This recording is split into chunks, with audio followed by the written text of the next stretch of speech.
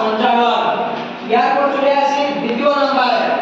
দ্বিতীয় নম্বর মানে আরো কি কারণে ভূমিকম্প হয়। দ্বিতীয় নম্বর সবচেয়ে বড় কারণ রয়েছে অগ্ন্যুৎপাত।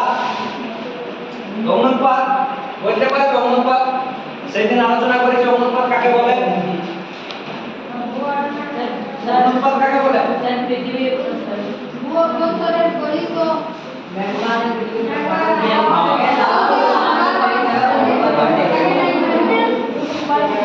তাহলে অগ্ন্যুৎপাত কাকে বলবো?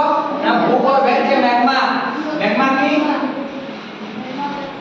এক ধরনের গলিত বরফ তরল পদার্থ, যেটা কি হয় যখন কোনো ফাটলের মাধ্যমে বাইরে বেরিয়ে আসে, যখন কোনো ফাটলের মাধ্যমে বাইরে বেরিয়ে আসে তখন সেটাকে আমরা কি বলি? লাভা। আর যেটাকে আমরা বলবো অগ্ন্যুৎপাত। তাহলে কি এইটা হচ্ছে ম্যাগমা, এটা ভূমিটা। এখানে আমরা দাঁড়ায় থাকি মনে করো, এটা ভূমি, এখানে ঘরবাড়ি আছে, গাছপালা আছে, তাহলে এটা হচ্ছে ম্যাগমা।